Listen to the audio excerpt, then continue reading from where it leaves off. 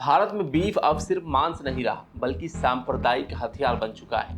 कहीं शक के नाम पर कत्ल हो जाते हैं तो कहीं बिना जांच के भीड़ इंसाफ अपने हाथ में ले लेती है। अलीगढ़ के हरदुआगंज की ताज़ा घटना फिर एक मिसाल है कि कैसे अफवाह, नफरत और गौरक्षा के नाम पर इंसानों को बेरहमी से पीट दिया जाता है, वो भी बिना किसी पुख्ता सबूत के।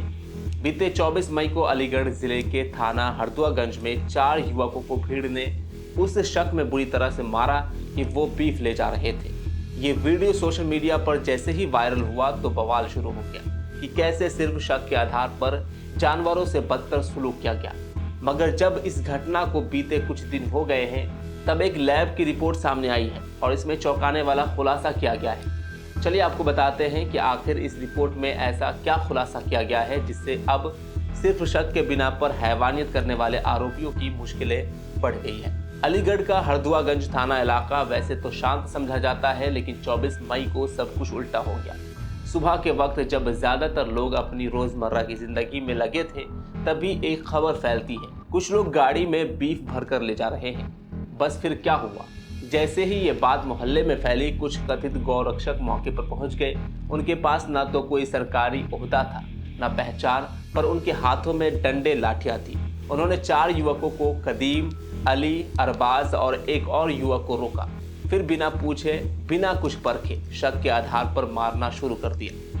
ये चारों युवक मांस व्यापार से जुड़े थे और अपने गाड़ी में मांस लेकर फैक्ट्री से लौट रहे थे। गाड़ी रुकवाने के बाद जो कुछ हुआ वो किसी डरावने ख्वाब जैसा था।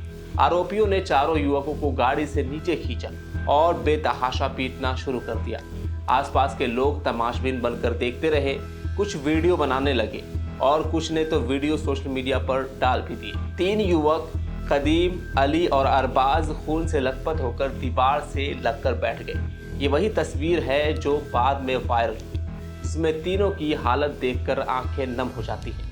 चौथा युवक भी भीड़ के निशाने पर था, किसी तरह पीआरवी वैन के पास पहुंच गया। गौरक्षकों ने दावा किया कि ये लोग बीफ ले जा रहे थे और उनका काम था ऐसे रक्षा करना।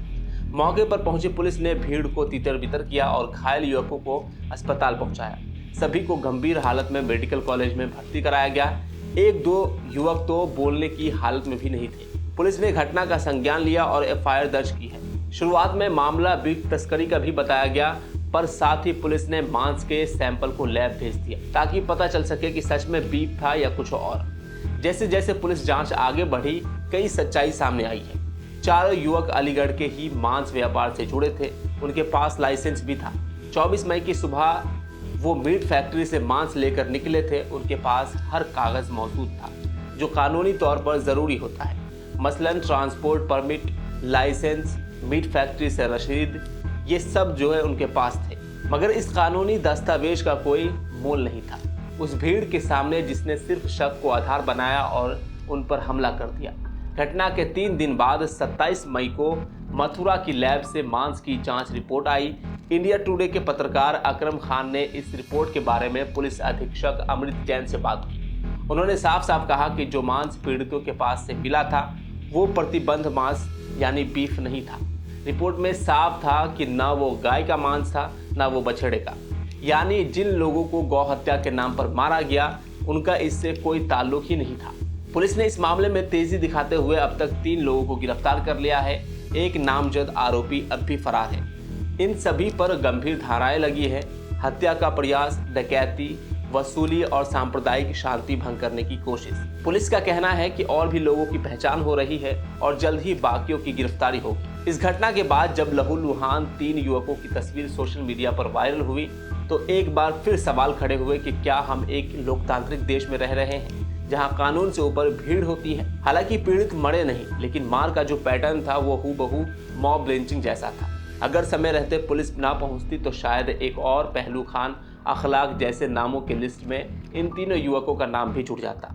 शक के आधार पर पीटना, कानून अपने हाथ में लेना और फिर सोशल मीडिया पर गौरक्षा का तमगा पहन लेना, यही मॉब लिंचिंग है और ये हर बार अलग तरीके से सामने आती है। पिछले कुछ सालों में झारखंड से लेकर राजस्थान, यूपी से लेकर मध्य प्रदेश तक बीफ के नाम पर कई मुसलमानों को मारा गया। अखलाक से लेकर जुनैद, तबरेज से लेकर पहलू तक सबको भीड़ ने मारा और आज वही सिलसिला दोबारा अलीगढ़ में हुआ। अलीगढ़ की इस घटना ने एक बार फिर साफ कर दिया है कि शक के नाम पर जो है भीड़ कैसे किसी की जिंदगी तबाह कर सकती है।